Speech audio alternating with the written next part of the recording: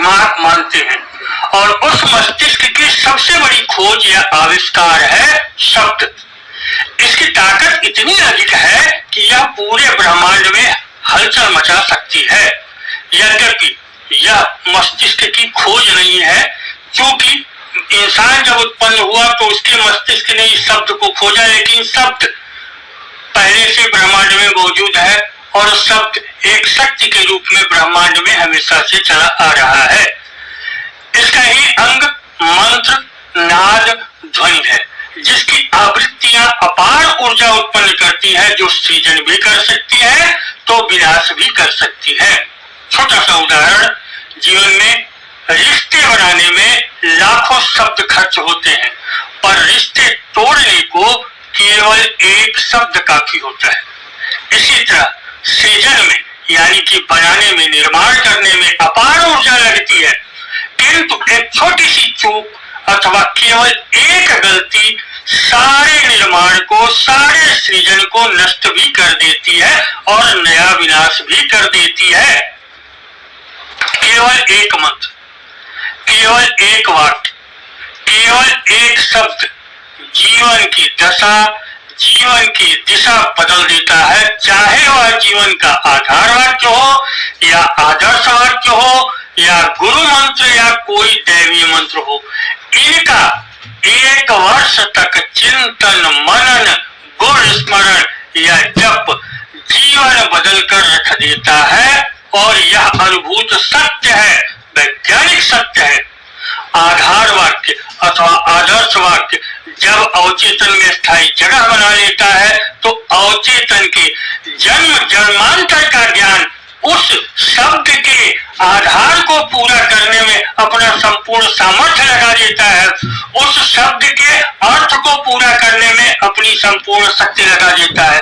भले चेतन मन को आभास न हो, किंतु परिस्थितियां कुछ इस तरह निर्मित होने लगती है, जानकारी स्वयं सामने आने लगती है कि व्यक्ति के लिए वह आधार वाक्य फलीभूत होने लगता है। व्यक्ति को भान भी नहीं होता, पता भी नहीं चलता और व्यक्ति खुद ऐसी दिशा में जाने अनजाने कार्य करता, सोचता है कि वह वाक्य उसके लिए सफल होने लगता है। मंत्र की पद्धति कुछ अलग होती है, भिन्न होती है।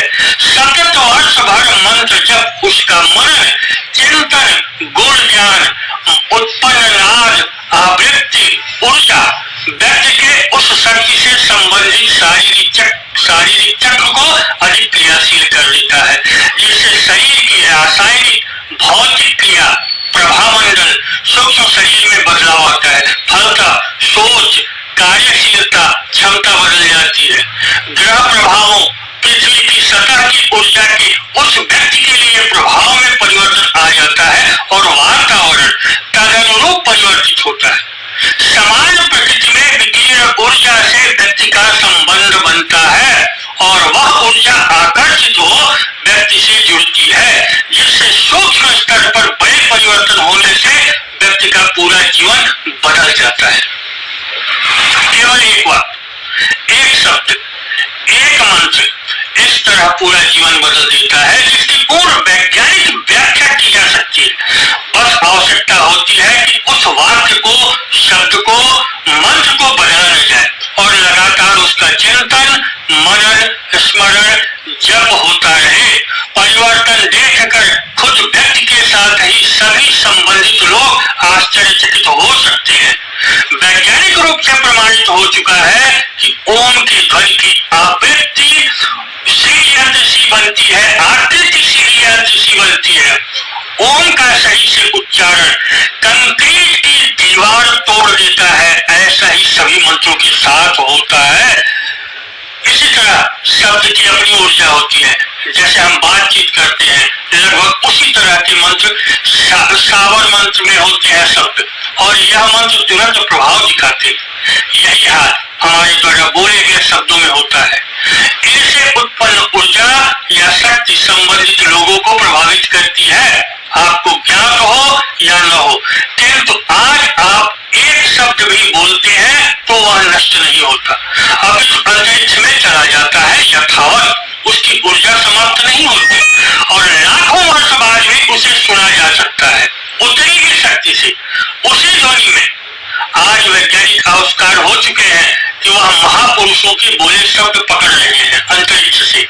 आप अंतरिक्ष में जाएं तो वहां पृथ्वी की भी एक ध्वनि सुनाई देती है यंत्रों से।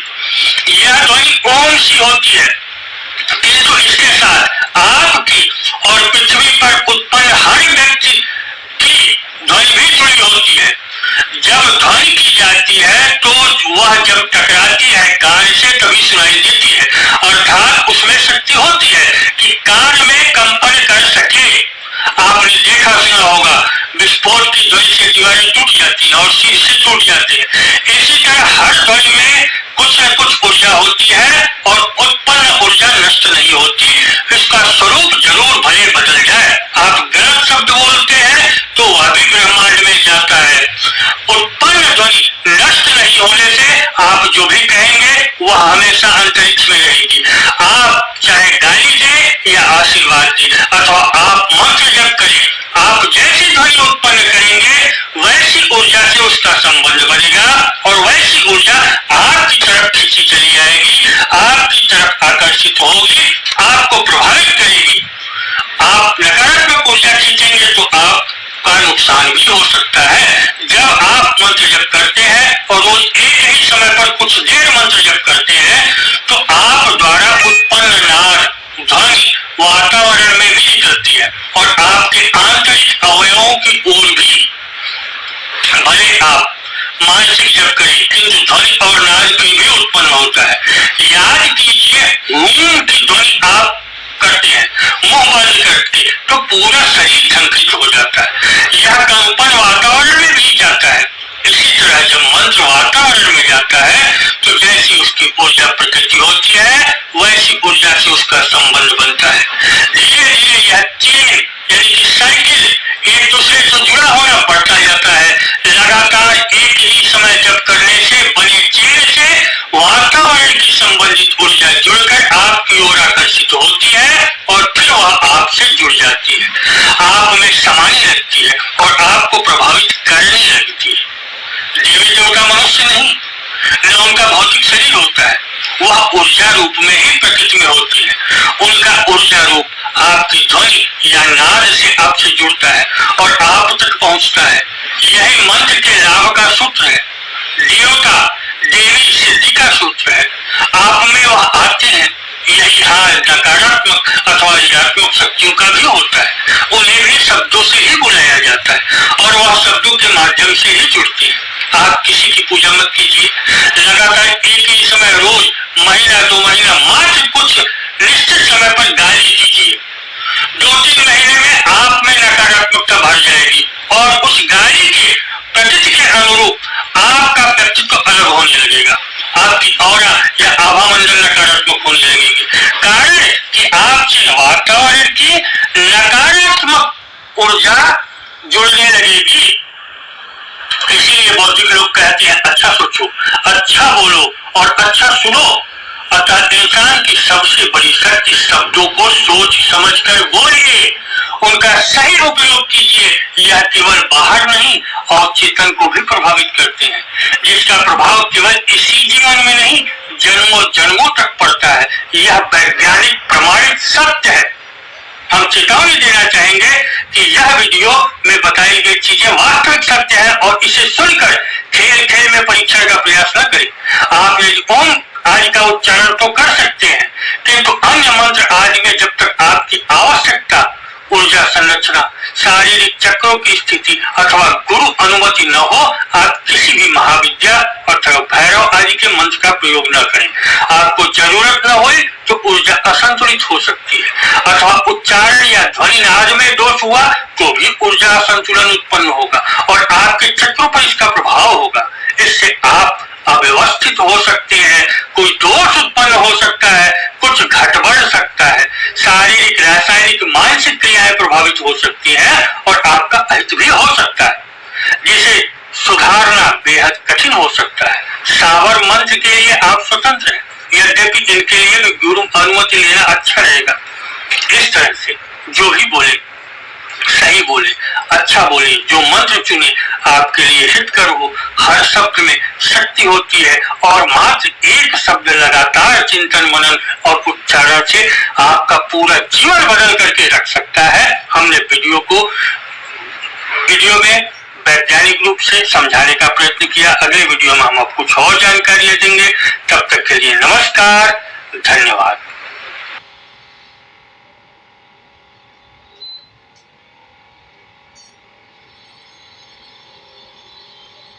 पहला प्रश्न, मुझे लगता है कि कोई अपना नहीं, मैं बिल्कुल अकेली हूं। क्या मेरे लिए आशा की कोई किरण संभव है? पहली बात, अकेला होना मनुष्य का स्वभाव है। अकेला होना मनुष्य की नियति है। और जब तक अकेले होने को स्वीकार न करोगे तब तक बेचैनी रहेगी। लाख उपाय करो कि अकेलापन मिट जाए, नहीं मिटेगा। क्योंकि अकेलापन तुम्हारे भीतर की आंतरिक अवस्था है, तुम्हारा स्वभाव है। ऊपर ऊपर होता, निकाल के अलग कर देते। अलग किया ही नहीं जा सकता।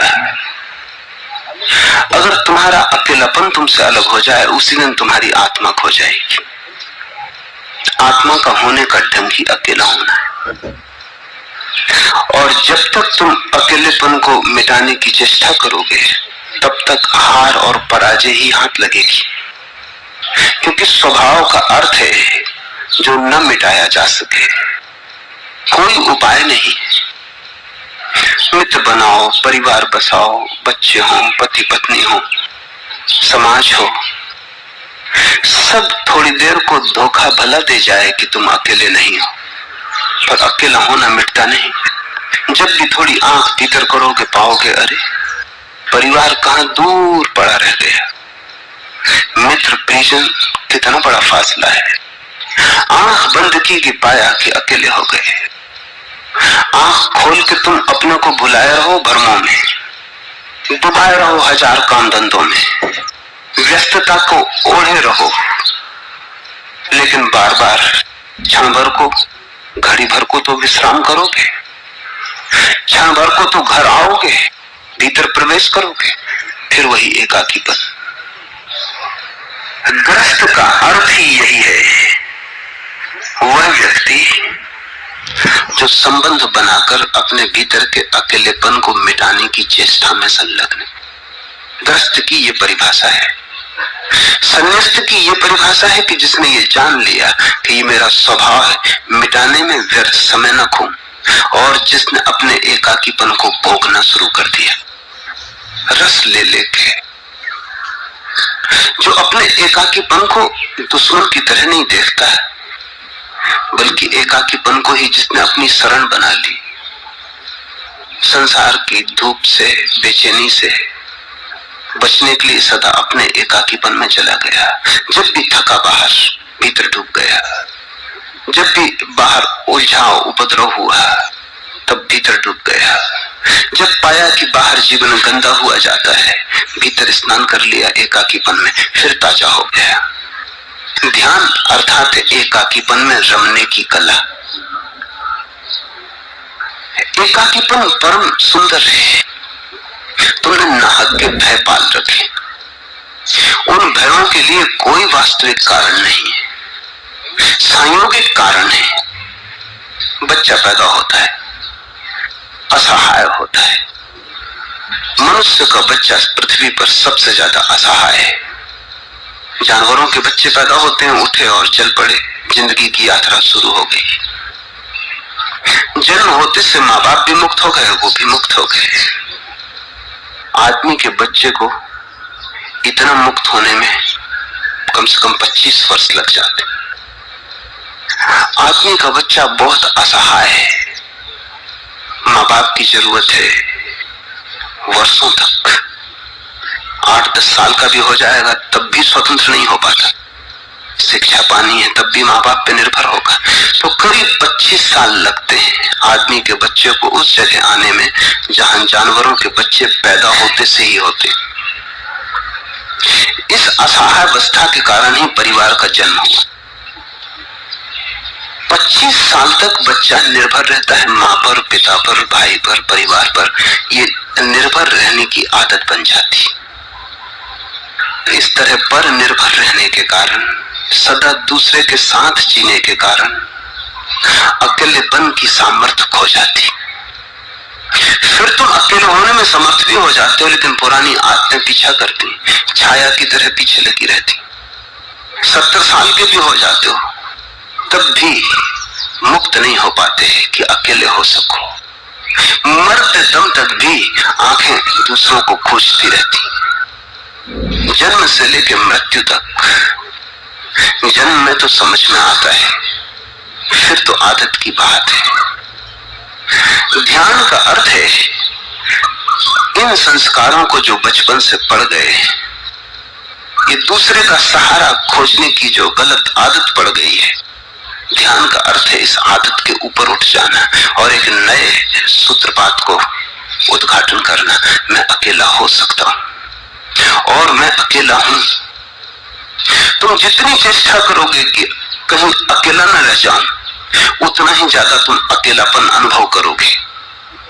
जिस दिन तुम राजी हो जाओगे, स्वीकार कर लोगे कि ये तो स्वभाव है, मैं भी कैसा मूढ़, स्वभाव से लड़ने चला। स्वभाव से लड़के कभी कोई जीता हारता है। जिस दिन तुम स्वीकार कर लोगे और तुम कहोगे ये तो मेरी नियति है, तो इससे परिचय तो बना लो। ये कौन है मेरे भीतर जो एकाकी है? जरा इसमें गहरे जाऊं, डुबकी लगाऊं, तलहटी तक खोजूं। ये कौन है जो भीतर अकेला है? और जैसे ही तुम भीतर की यात्रा पर चलोगे, तुम पाओगे कि मैं भी खूब पागल था। जो मैं खोजता था भीड़ में, वो मेरे हृदय में था। जो मैं खोजता था संग में, साथ में, संबंध में, वो असंगता में था।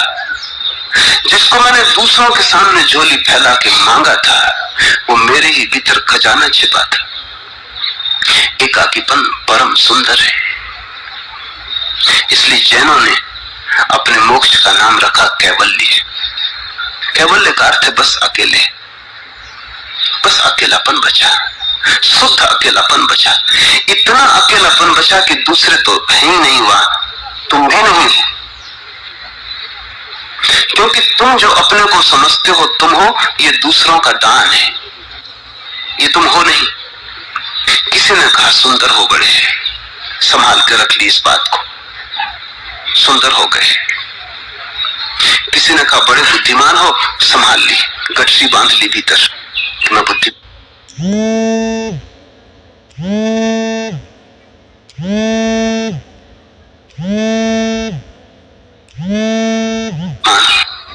ये भी सब दूसरों का दिया हुआ है। थोड़ी देर को सोचो तो, अगर तुम उस सब को छोड़ दो जो दूसरों ने तुम्हें दिया है, तुम्हारी प्रतिमा ही बिखर जाएगी। इसमें मित्रों का भी दान है, शत्रुओं का भी दान है, अपनों का भी दान है, परायों का भी दान है। तुम गठरी बांधते चले गए हो। और इसीलिए तो तुम्हारी जो आत्म प्रतिमा है बड़ी उलझी है, विरोधाभासी है। क्योंकि कितने लोगों से तुमने इकट्ठा कर लिया। ये ऐसे जैसे कि एक कार बनाई जाए और तुम एक एक पुर्जा जगह जगह से इकट्ठा कर लाओ। ऐसे तुम कबाड़ खानों से इकट्ठे कर लाओ सब कल पुर्जे, और फिर उसको जोड़ कर तुम कार बना लो। दिखाई पड़ेगी कि बन गई, चलेगी नहीं। यही तुम्हारी प्रतिमा है। कुछ कहीं से तुमने इकट्ठा कर लिया है, और इसीलिए तो तुम्हारे जीवन में संवाद नहीं। मित्रों ने जो बातें कही थी वो भी भीतर पड़ी है, शत्रुओं ने जो कहती थी वो भी भीतर पड़ी। किसी ने कह दिया बहुत सुंदर हो, किसी ने कहा कि तुम जैसा गुरु बात भी नहीं देखा, किसी ने कहा कि तुम बड़े दाता हो, बड़े दानी हो, किसी ने कहा कृपण, आखिरी दर्जे के कंजूस। ये सब पड़ा है भीतर। अब तुमको खुद भी समझ में नहीं आता कि तुम हो कौन। तुम्हारी अपनी कोई पहचान सीधी सीधी नहीं, सब उधार है। परम एकांत के क्षण में दूसरे तो होते ही नहीं, दूसरों ने तुम्हें जो धारणा दी थी तुम्हारे संबंध में वो भी नहीं होती। तभी तुम्हारा स्वभाव प्रकट होता है। एकांत में ही मंदिर है,